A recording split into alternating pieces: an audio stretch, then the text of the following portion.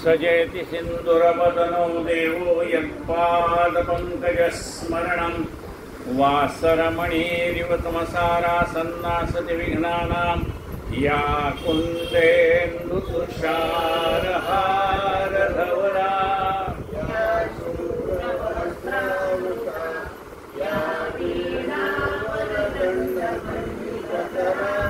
या श्वेतपद्मासना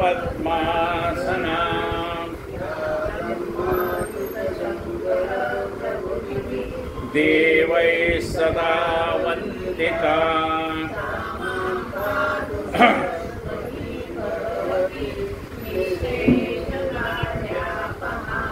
मूकं करोति वाचालं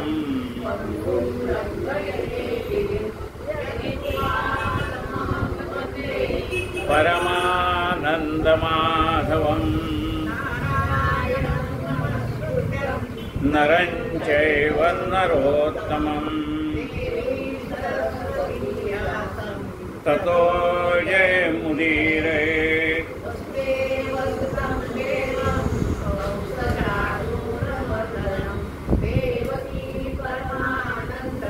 कृष्णं वन्दे जगद्गुरुं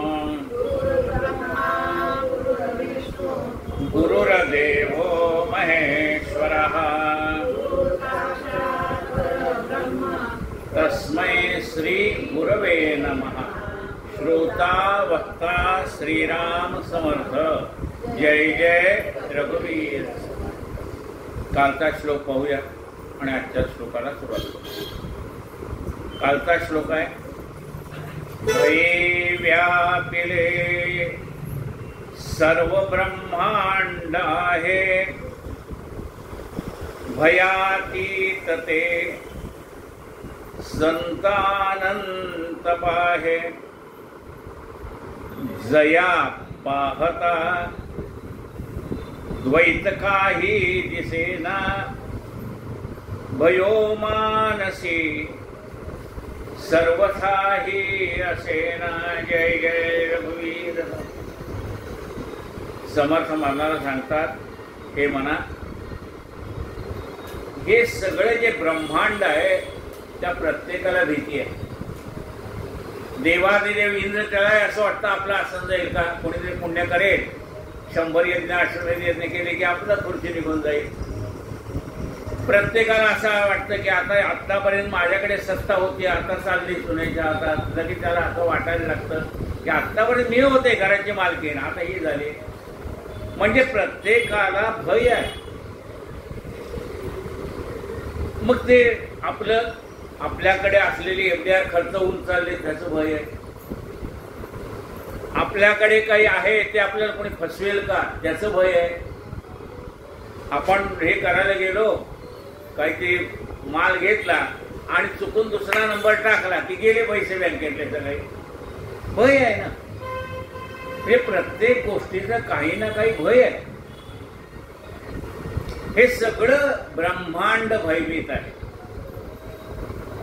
मग त्याला भीती वाटत नाही असं कोणी आहे का? आहे का? म्हणाले संत आहे, त्या संतांना कशाची भीती वाटत नाही। भयातीत ते संत अनंत पाहे, त्या संतांना भीती नाही, कारण त्यांनी अनंताला पाहिलेलं आहे। अनंत म्हणजे निर्गुण निराकार, ज्याला अंत नाही असा परमात्मा त्यांनी आपलासा केलेला आहे। त्यामुळे त्यांना आता भय कसलं राहिलेलं नाही। आणखीन त्यांना भय का नाही?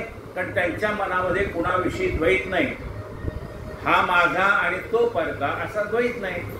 कुणाविषयी भांडण नाही, कुणाविषयी काही तक्रार नाही, काही नाही। एवढेही करून आपण कुणालाही त्रास न देता, त्यांना जरी लोकांनी त्रास दिला तरी ते चिडत नाही। म्हणजे का नाही चिडत? अशा त्रास दिल्यावर चिडायला पाहिजे। एक मनुष्य दारात भिक्षा मागायला आलेला, त्या बाईने सांगितलं, हे तुला समजतं का नाही, एवढा तरणाटाटा मनुष्य, नोकरी धंदा कर, काहीतरी, कशाला इथं मागायला आला? आणि मग त्या बाईने जेवढ्या तिच्याकडे शिल्लक होत्या स्टॉक मध्ये दिलेल्या सगळ्या शिव्या दिल्या, एकही शिवी शिल्लक नाही। तरी हा मख्ख तसंच। ती म्हणली बाई, ती बाई विचारते, का रे इतका निराधार आहेस काय? एवढ्या मी शिव्या दिल्या, एखादी शिवी दिली तर लोक रागवतात, मी एवढ्या तुला शिव्या दिल्या, तू का नाही रागवला? ते म्हणले, बाई तू समजा सुपभर धान्य आणलं मला वाढायला तर चिमटभर आणणार नाही, ते तर सूपभर काय म्हणते, चिमटभर पण आणणार नाही, तू म्हणतो सूपभर आणलं तर कल्पना करायला काय हरकत आहे? तुम्ही काय मला वाटणार नाही, मी काही घेणार नाही. समजा म्हणले तुम्ही सूपभर धान्य आणलं आणि मी तर घेतलं नाही तर मला आनंदच होईल. म्हणले तू नाही घेतलं तर मग ते कुणाकडे राहील? ते म्हणले माझ्याकडेच राहील. तसं तुम्ही दिलेल्या शिव्या मी घेतल्या नाही, कुणाकडे राहते? तुमच्याकडेच राहते. लोकांनी बोललेलं आपल्या मनावर किती घ्यायचं? हा असं म्हणला, तो तसं म्हणला, याने अपमान केला, ते मला टाकून बोलले, किती घ्यायचं लोकांचं मनावर?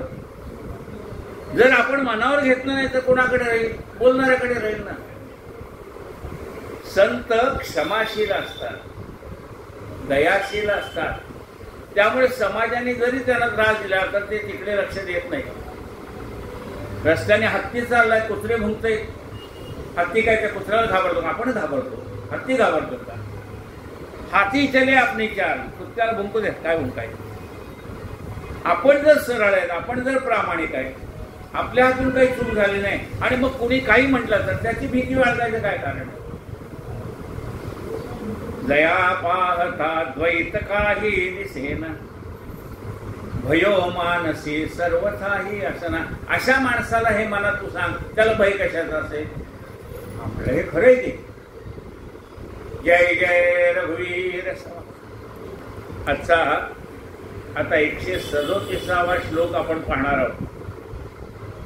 शुकासारिके पूर्ण वैराग्य ज्याचे, वसिष्ठा परिज्ञान योगेश्वराचे, कवी वाल्मिका सारिखा मान्य ऐसा, नमस्कार माझा सद्गुरु रामदासा.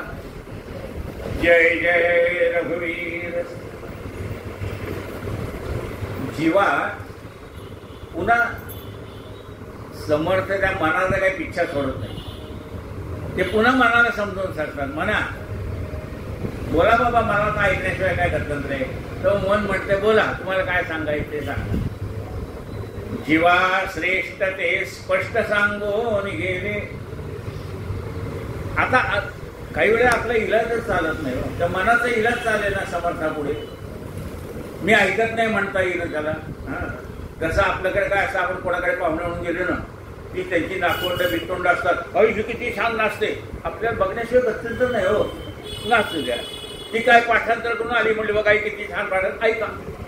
आपला काही इलाज नाही का? आपण म्हणू शकतो का बस झालं तुमचं नाचणं नको, गाणं नको? आपल्या कौतुक करावं लागतं. तसे ह्याची गोची झाली कोणाची मनाची. मन काही आता विचार काही समर्थाला ताकद आहे का तुम्ही बोलू नका नाही? मन म्हणतं बरं बाबा, महाराज सांगा काय म्हणतात. जीवा श्रेष्ठ ते स्पष्ट सांगून गेले, परिजीव अज्ञान तैसेचे गेले. म्हणजे अहो जगामध्ये एवढे साधू संत येऊन गेले, प्रत्येकाने कीर्तन केली, प्रवचन केली, मग समाज सुधारला का नाही? काय मनाचा प्रश्न आहे?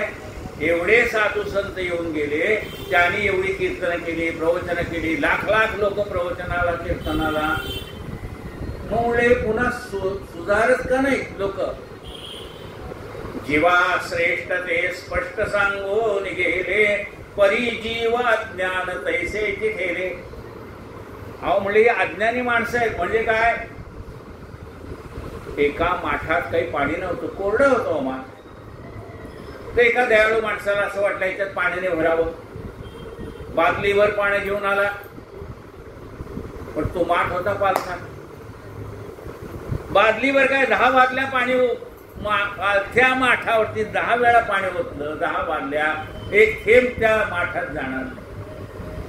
तसं सांगणारा सांगतोय, जीव अज्ञानी आहे, त्याला कळत नाही हे संत आपल्या कल्याणासाठी सांगताय, आणि म्हणून त्यांना त्यांचा उद्धार होत नाही, कारण ते आहे तिथेच आहे. त्या जीवाला असं वाटत नाही मी पहिल्या वर्गातनं दुसऱ्या वर्गात जाईल, दुसऱ्या वर्गातनं तिसऱ्या वर्गात जाईल, काहीतरी माझ्यामध्ये परिवर्तन होईल. जीवा श्रेष्ठ ते स्पष्ट सांगून गेले. संत साधू संत सांगून गेले आपल्याला की बाबा, संत तुकाराम महाराज म्हणतात आता त्यांचे गरुडावर बसून जायची वेळ आली ना, निजे धामाला काय, त्यावेळेला पुन्हा लोक विचारतात, आम्हाला काहीतरी सांगा की, आयुष्य बरोबर तुला सांगितलंय, पुन्हा आम्हाला काहीतरी सांगा. बरं म्हणजे सांग. आता तरी पुढे हाची उपदेश, नका करू नाश आयुष्याचा. आता तरी पुढे हाची उपदेश. बरं म्हणले आता शेवटचा उपदेश आहे का? आता तरी पुढे हाच उपदेश, नका करू नाश आयुष्याचा. आयुष्याचा नाश करू नका रे बाबा. घटका जाती पुढे जाती तास वाजे घणाना, आयुष्याचा नाश होतो रामकार्य म्हणाना. जीवा श्रेष्ठ ते स्पष्ट सांगून गेले, परी जीव अज्ञान तैसेचे ठेले. देहे बुद्धीचे कर्म खोटे टळेना, जुने ठेवणे मीपणे आकळेना. मग जीव म्हणतो असं का हो, एवढं संत सांगतात हा ऐकत का नाही? ते म्हणले त्याचं कारण आहे त्याची देहबुद्धी अजून निघून जात नाही. हा देह म्हणजेच मी असं त्याच्याजवळ असलेलं अज्ञान निघून जात नाही. त्यामुळे संतांनी किती जरी सांगितलं तरी ते त्याला कळत नाही, कारण त्याचा देहबुद्धी म्हणजे मी पण आडवा येतो. तुम्ही कोण सांगणार, तुम्ही काय मोठे शाणे लागून गेलेत काय? तो स्वतःला शाणा समजतो, म्हणे मी मोठा शाणा ज्ञानी वेळ दैन्यवान. तो स्वतःला शाणा समजतोय, ज्ञानाचा पत्ता नाही हो, पण स्वतःला मोठा ज्ञानी समजतोय, म्हणे मी मोठा शाणा. देहे बुद्धीचे कर्म खोटे टळेना. अरे म्हणा त्याची देहबुद्धी जोपर्यंत जात नाही ना, तोपर्यंत संतांनी सांगितलेला बोध त्याच्या मनामध्ये स्थिर राहत नाही. जुने ठेवणे मीपणे आकळेना. जुने ठेवणे मीपणे आकळेना. जुने ठेवणे म्हणजे काय? आपलं आत्मस्वरूप हे जुनं ठेवणं आहे, ते मीपणाने आकळत नाही. याचा अर्थ काय? मीपणा आपल्या जवळ असल्यामुळे ते कळत नाही आपल्याला. मीपणा म्हणजे सगळं काही मीच, मीच शहाणा, मीच अमुक, मीच तमुक, मी. त्यामुळे जुनं ठेवणं म्हणजे चिदानंद रूप शिवोहम शिवोहम हे ठेवणं त्याला सापडत नाही. का? त्याचा मीपणा आडवा येतोय. हा मीपणा जायला पाहिजे तर ते जुना ठेवणं सापडेल. एक म्हातारी बाई होती, तिचे सगळे दागिने ठेवलेली पुरचुंडीच सापडेना. शोध शोध शोधते. मग सुनेने विचारलं का हो आजी मी मदत करू का?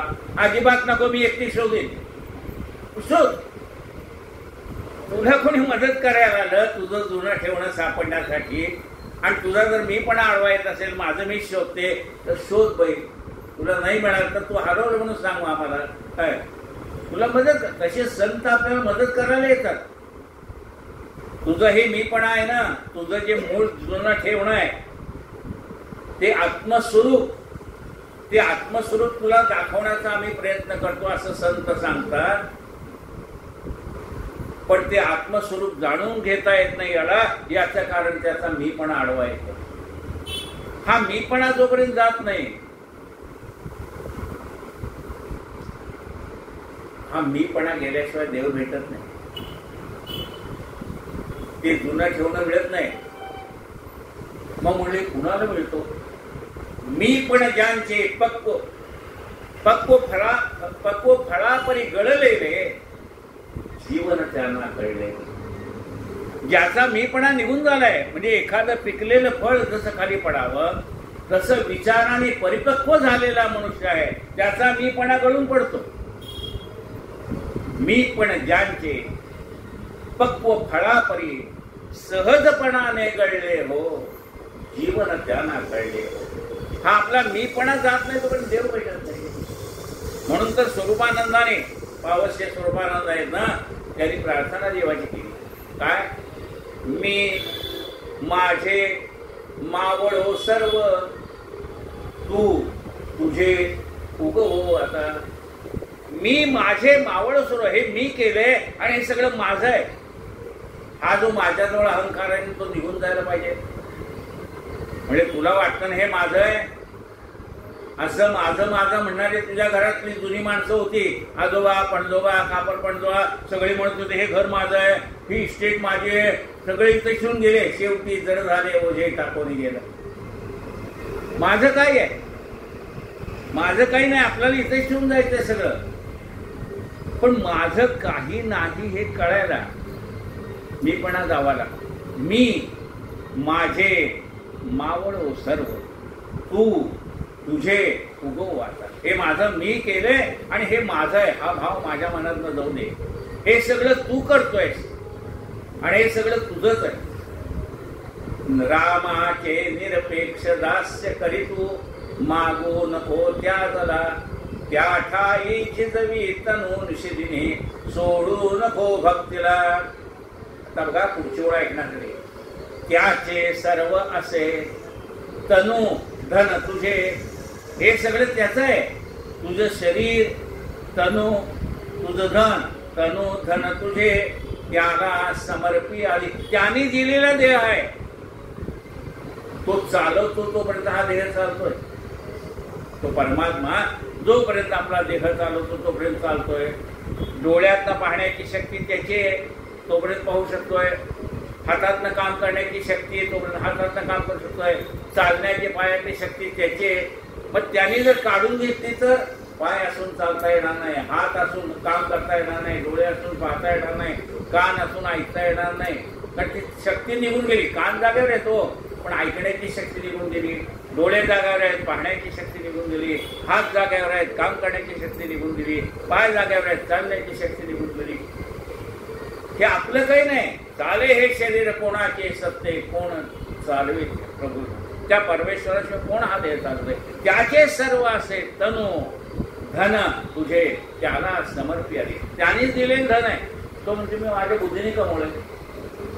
ह्याचं कुठलं आहे? म्हणजे मी माझ्या बुद्धीने इस्टेट कमवली आहे, मी कष्ट केले म्हणून कमवली आहे. अरे ते कष्ट करण्यासाठी जी शारीरिक क्षमता लागत होती ना ती त्यांनी दिलेली आहे. ते काम करता करता जी बुद्धी तुला पाहिजे होती ती त्यांनी दिलेली आहे. हे सगळं त्यांनी दिले म्हणून त्याचे सर्व असे तनू धन तुझे, त्याला समर्पी आधी. शेषाचे उपभोग देई विधीने, त्याचे तेजे ना.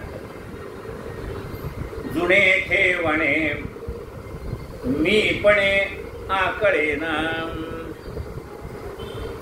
जय जय रघुवीर. पुढे पाहता सर्व ही कोंदलेसे, अभाग्यास हे दृश्य पाषाण भासे. अभावे कदा पुण्य गाठी पडेना, जुने ठेवणे मीपणे आकळेना.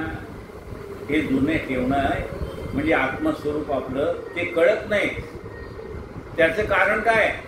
पुढे पाहता सर्व हे कोंदलेसे. तो म्हणतो मला देव पाहायचा आहे. देव पाहता तुला दिसत नाही का? म्हणले मला दिसत नाही. जिकडे पाहावे तिकडे तू दिसे नाही ना. अरे या चराचराला व्यापून राहणारा तो परमात्मा आहे. देव नाही असं ठिकाण कुठे आहे? ज्ञानी मनुष्य म्हणतो मला सर्वत्र परमात्मा भरलेला दिसतोय. मागे उभा मंगेश, पुढे उभा मंगेश, माझ्याकडे देव माझा पाहतोय. मला सगळीकडे देव दिसतोय आणि तुला कुठेच दिसत नाही. पुढे पाहता सर्व ही कोंदलेसे, अभाग्य. आवाज थोडं कमी. 39-38 आहे ना. हा क्या बात आहे. याला आमचा श्रोता बरं का. हा ते कुणी असेल ते चांगलं असे श्रोते पाहिजे. तो बघा समर्थांनी ज्यावेळेस दासबोध लिहिलाय ना त्यावेळेला श्रोत्यांना नमस्कार केला. काय म्हटलंय? तुम्ही श्रोते भगवन मूर्ती. श्रोते म्हणजे भगवंताच्या मूर्ती असतात. तो परमात्मा कोणाच्या रूपाने आपल्याला काय माहिती. भ्रमे नाडळे वित्तते गुप्त झाले, जीवा जन्म दारिद्र्य ठाकोनी आले. देह बुद्धीचा निश्चय ज्या टळेना, जुने ठेवणे मी पणे कळेना. भ्रमे नाडळे वित्तते गुप्त झाले. भ्रमानी म्हणजे अज्ञानामुळे त्याला आपल्या जवळच असलेलं धन दिसत नाही. म्हणजे काय झालं, एक श्रीमंत मनुष्य होता, त्याने आपल्या मुलासाठी ठेवलेलं आहे भरपूर द्रव्य, ते त्याने उडवून लावलं. वाईट संगत लागली. आता ज्या जागेवरती बसून तो व्यापार करत होता त्याच जागेवरती बसून भीक मागायची पाळी आली. त्याचा एक मित्र होता. तेव्हा त्याने मित्राने विचारलं, का रे बाबा, तुझ्या बाबाने एवढी कोट्यावधी रुपयाची पैसे ठेवले होते, संपत्ती ठेवली होती. आता बघा, तुम्ही जर मार्केटमध्ये बाजारात गेला ना, तर प्रत्येक जागेवरती त्या बसणाऱ्या भाजीवालीचा असो का कोणाचा असो, त्याचा हक्क असतो, माझ्या जागेवर बसायचं नाही, आहे की नाही. तसं त्या बिचाऱ्याने वडिलांची अमुक ठिकाणी त्याची बैठक आहे म्हणजे तिथं दुसरं कोणी यायचं नाही. तर एकदा त्याला असं वाटलं, आता आपल्याला एवढं दारिद्र्य आलंय ना, तर ही जागा आपण विकून टाकू. म्हणजे ही मी इथं बसून भाजी विकतोय, तर मी दुसऱ्या कोणाला पैसे घेऊन जागा देऊन टाकतो, तुम्ही इथं उद्या बसून इथं बसून व्यापार करा. असं त्याच्या मनात आलं. तेवढ्यात त्याचे वडिलांचे एक मित्र आले. ते म्हणले, अरे तुझ्या वडिलांनी काहीतरी इस्टेट ठेवली असेल, तुला ठेवली ती म्हणाले, पण माझ्या वाईट संगतीमुळे ती सगळी गेली. पण काहीतरी म्हणाले, विल केलं असेल ना, मृत्यूपत्र. म्हणजे मृत्यूपत्रात एकच वाक्य म्हणले, बसलेली जागा सोडू नको. तू सगळं यावं बसायचं पाठ घेऊन असंच झालं ते म्हणाले. नटसम्राट नाटकात म्हणले, ही बसलेली जागा घेऊ नका. आता म्हणले, मी काय करू, माझ्याकडे काहीच नाही, आता ही जागा विकल्याशिवाय मला गत्यंतर नाही. ते म्हणले, एक कर, तू ज्या जागेवर बसलायस ना, ही जागा खण म्हणले, जरा खाल्लं सोन्याचा हंडा, जुने ठेवणे मी पणे कळेना. कुठे शोधशी रामेश्वर आणि कुठे शोधशी काशी, हृदयातील भगवंत राहिला हृदयातून उपाय. भ्रमे नाडळे वित्तते गुप्त झाले. आपल्याला त्या मुलाला भ्रमे म्हणजे भ्रमामुळे त्याला त्या वडिलांनी जे मृत्यूपत्रात लिहिलेलं आहे, तू बसायची जागा सोडू नकोस, याचा अर्थ कळला नाही. भ्रमे नाडळे वित्तते गुप्त झाले, जीवा जन्म दारिद्र्य ठाकोनी आले. तिथे बसून भिक्षा मागतो, जीवा जन्म दारिद्र्य ठाकोनी आले. आता वास्तविकता आपण त्या अनंतकोटी ब्रह्मांड नायकाची मुलं आहेत ना, मग आपण किती आनंदात पाहिजे, पण आपण दुःखात आहे, कारण आपण त्याची मुलं आहेत हेच विसरून जातो. बघा, सोन्याचं बिस्किट आहे ना 10 ग्रॅमचं, त्याच्यातलं 1 ग्राम जरी घेतलं ना तरी सोनंच आहे, 1 मिली घेतलं तरी सोनंच आहे. तसं आपण त्या भगवंताचे अंशच आहोत, पण आपण त्याचे अंश आहे तो विसरून जातोय. आपण त्याचे अंश आहे, आपण काय आहे, आनंद स्वरूप आहोत. त्या आपल्या आनंद स्वरूपातच आपल्याला विसरून पडले. जीवा जन्म दारिद्र्य ठाकोनी आले, देहे बुद्धीचा निश्चय ज्या कळेना, जुने ठेवणे मी पण या कळेना. ही देहबुद्धी जोपर्यंत जात नाही ना, तोपर्यंत ते जुनं ठेवणं म्हणजे आत्मस्वरूप, त्याची जाणीव होत नाही. हा मीपणा प्रत्येक ठिकाणी आडवा येतो. मी केलं हा मीपणा आहे ना, तो प्रत्येक ठिकाणी आडवा येतोय. त्यामुळे परमात्मा जवळ असून भेटत नाही, तो काही लांब नाही. देव जवळी जवळी अंतरी, भेटी नाही जन्मवरी. त्याला कुठे शोधायला लांब जायची जरूर नाही.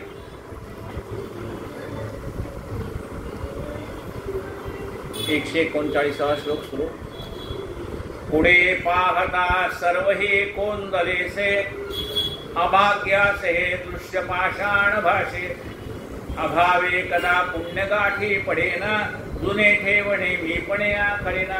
पुढे पाहता सर्वही कोंदलेसे. तो परमात्मा जसं आकाश सगळ्याला व्यापून आहे की नाही. बाहेर आकाश आहे म्हणजे कल्याणमधलं भोईरवाडीतलं आकाश वेगळं आणि तिकडं पार नाक्यावरचं आकाश वेगळं आहे का? नाही, सगळीकडे आकाश येत आहे. पंढरपूरला गेला तर हेच आकाश, हा बैरीत गेला तर हेच आकाश, आकाश सगळीकडे. पुढे पाहता सर्वही कोंदलेसे. ते आकाश म्हणजे पोकळी सर्व ठिकाणी सारखीच आहे. ती बाहेर आहे आणि आत शरीरात जो पोकळ भाग आहे ना, पोकळ भाग आहे की नाही शरीरात, आपण पोटभर जेवलं तरी थोडासा भाग शिल्लक राहतो का नाही श्वास घेण्या इतका, पोकळी आहे. ती पोकळी सुद्धा म्हणजे आतला आकाशच आहे. म्हणजे ते आकाश बाहेरही आहे आणि आतही आहे. तसा हा परमात्मा बाहेरही आहे आणि आतही आहे. काय म्हणलंय पहा, पुढे पाहता सर्वही कोंदलेसे, अभाग्यास हे दृश्य पाषाण भासे. अभागी माणसाला मात्र त्याला दगड दिसतोय, धोंडे दिसत आहेत, झाडं दिसत आहेत, रस्ते दिसत आहेत, पण देव दिसत नाही. म्हणजे अशी कोणाची गत झाली होती, सगळं दिसतंय पण देव दिसत नाही. म्हणजे हिरण्यकश्यप होती. तो विचारतोय प्रल्हादाला, तुझा देव कुठे आहे? तो म्हणले सगळीकडे आहे. त्याला दिसत होता का नाही? मग त्यांनी त्याला खांबात आहे काय म्हणले, त्यांनी खांबाला लाथ मारला, तिथं प्रगट झाला. म्हणजे याला पाषाण दिसतोय, खांब दिसतोय, सगळं दिसतंय. प्रल्हादाला देव दिसतोय.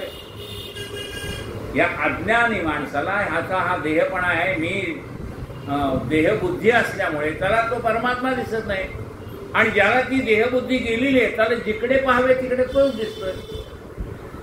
अहिले गजा महाराजांच्या पोथीतून महाराज कीर्तनाला त्या शंकराच्या मंदिराच्या बाहेर बसले. मग त्या कीर्तनकारांनी एक श्लोक सांगितला, तो त्याला पूर्ण करता आला नाही. महाराजांनी बाहेर बसून श्लोक सांगितला. मग म्हणाले, एवढा ज्ञानी मनुष्य आहे, हा वेडेपणाचा समजून बसलाय, त्याला आज जाणा, आज घेऊन या सन्मानाने असं म्हटलं. ते म्हणजे आता तर सांगितलं, आता बाहेर तोच आहे. आता मी बाहेर बसलो का ना आत बसलो का एकच आहे ना. बाहेर बसलेले आहे तरी पुढे पाहता सर्वही कोंदलेसे. त्यांना सर्वत्र भरलेला परमात्मा दिसत होता. आम्हाला देवळात जाऊन देवळातला परमात्मा दिसत नाही. असं कसं म्हणता? म्हणजे आम्ही देवळात जाऊन आम्हाला देव दिसत नाही. दिसतो की म्हणाले. म्हणजे काय पाहिलं तुम्ही? अहो तिथून ती संगमरवरी मूर्ती किती चांगली होती. अहो ती शाडूची मूर्ती होती. अहो ती चांदीची मूर्ती होती. अहो पितळेची मूर्ती होती. आम्हाला काय दिसलंय? शाडू दिसला, तांबे दिसलं, पितळ दिसलं, चांदी दिसली, सोने दिसलं, पण मूर्ती दगडाची मूर्ती दिसली तर दगडाची मूर्ती नाही, तो तिथे परमात्मा बसलेला आहे. तुम्हाला जो धातू हाताला लागला त्याची तुम्ही मूर्ती बनवली.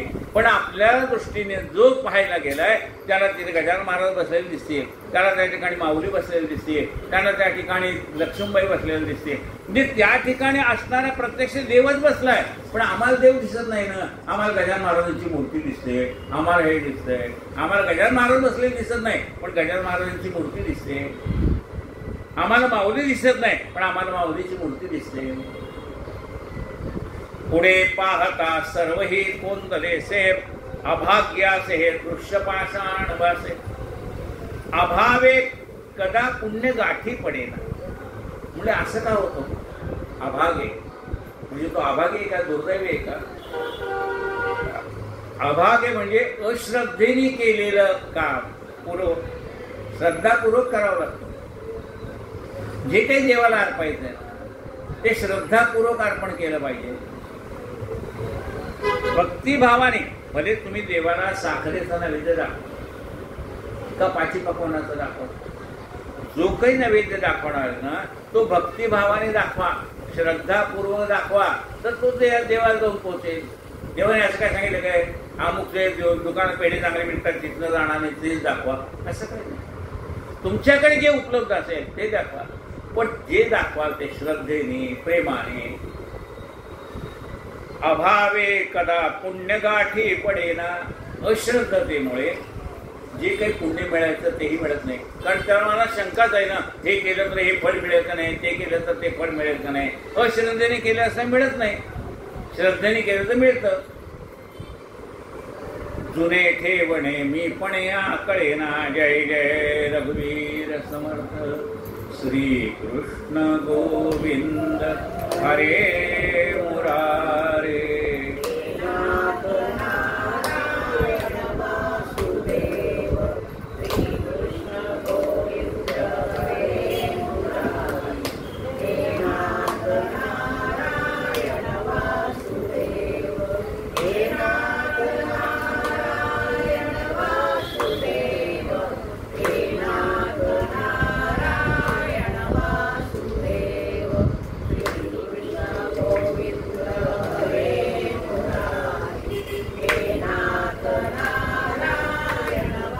गोपाल कृष्ण भगवान की.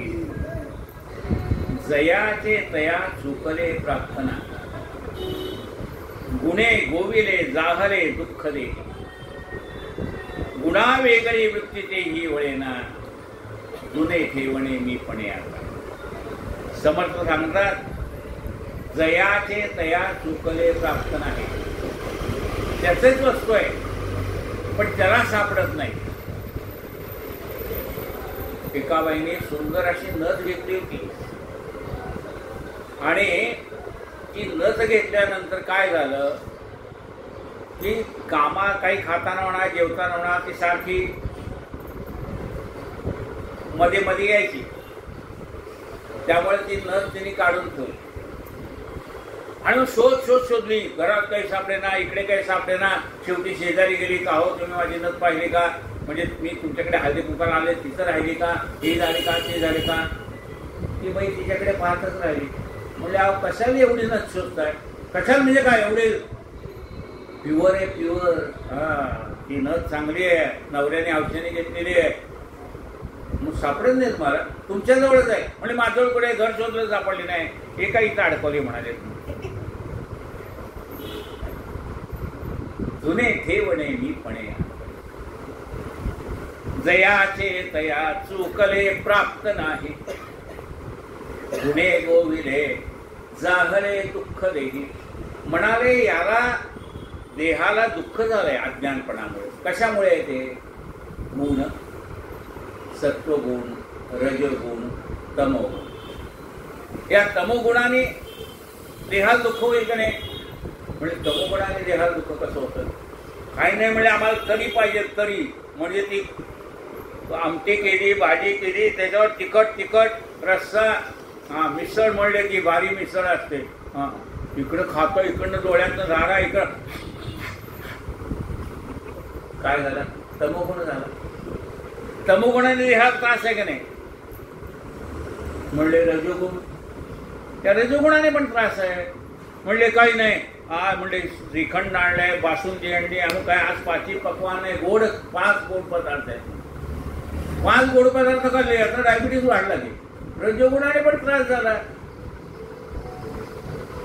सात्विक गुण मग म्हणले ह्या जोपर्यंत आपल्या देहातला तमोगुण जात नाही, म्हणजे तामसिक वृत्ती जात नाही, जोपर्यंत राजसिक वृत्ती जात नाही. राजसिक वृत्ती म्हणजे मला हे पाहिजे ते पाहिजे ते पाहिजे, आणि सात्विक वृत्ती येत नाही तोपर्यंत समाधान नाही.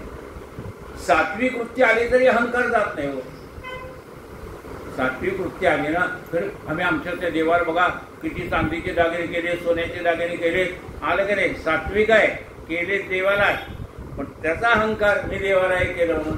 म्हणजे ते सात्विक गुण जरी आला ना तरी अहंकार गेला नाही. अहंकार गेला नाही म्हणून देव भेटला नाही. या तिन्ही गुणाच्या पलीकडे जावं लागतं. तमोगुण आधी गेला की रजोगुण येणार, रजोगुण गेला की सात्विक गुण येणार, आणि सात्विक गुणाच्या पलीकडे जायचं आहे. काही नाही, त्या देवाने मला ऐश्वर्य दिलं ना म्हणून मी देवासाठी केलं. मी केलं असं नाही. त्यांनी जर मला ऐश्वर्य दिलं नसतं मी कुठनं केलं असतं. म्हणजे त्या ठिकाणी हा मी केलं हा जो भाव आहे ना तो निघून जायला पाहिजे. म्हणजे तुम्हाला ह्या रजोगुणातनं तमोगुणातनं रजोगुणात, रजोगुणातनं सत्वगुणात, आणि सत्वगुणाच्या पलीकडे गेला की देव भेटणार. गुणा वेगळी वृत्ती तेही वळेना. गुणे गोविले जाहले दुःख देही. या गुणामुळे जर देहाला दुःख आहे.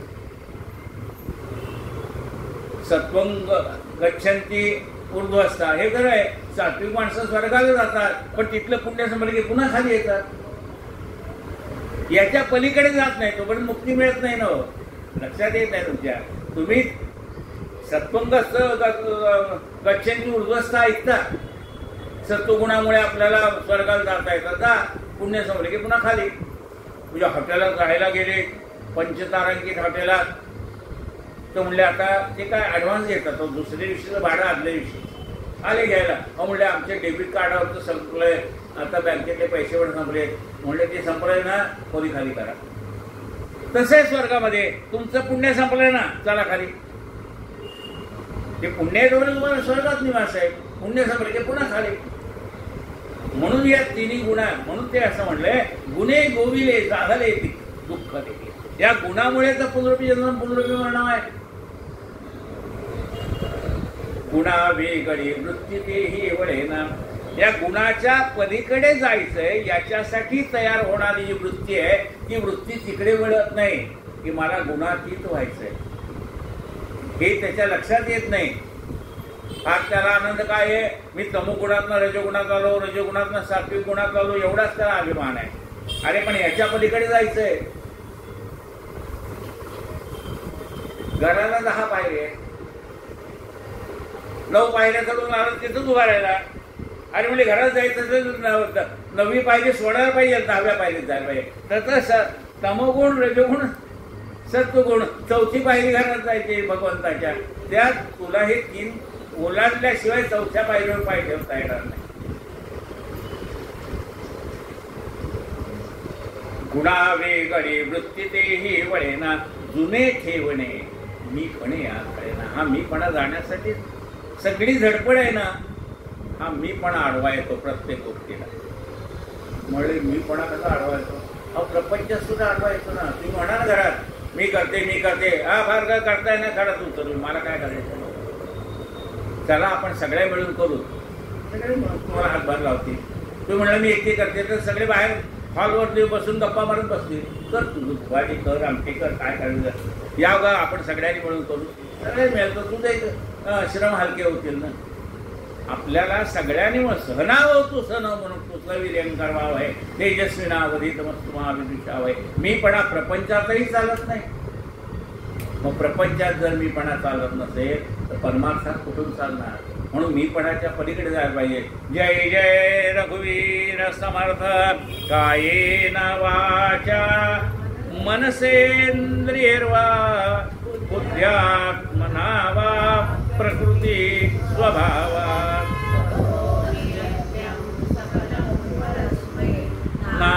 नारायणायति समर्पयामि.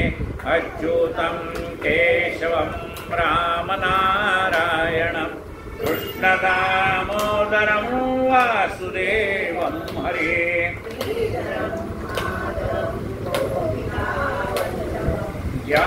जानकीनायकं रामचन्द्रं भजे. हरे राम राम राम हरे हरे.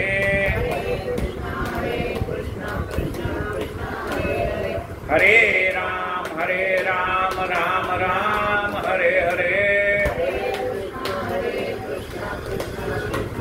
गोपाल कृष्ण भगवान की जय. आरती.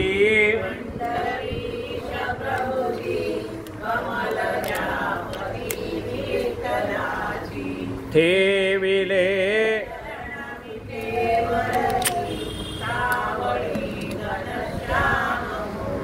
मध्ये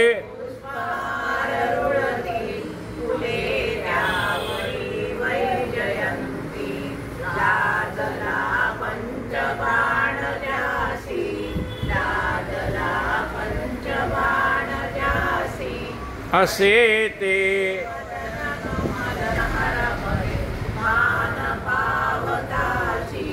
उभी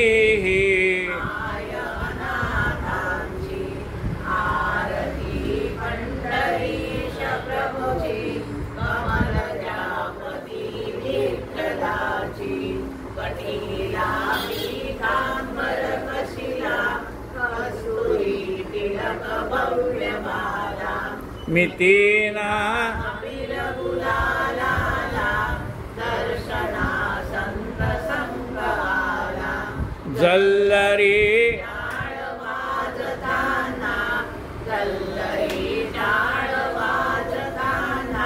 नाचते प्रेम अत्यंत गुंतले चित्त हरी माई गुंतले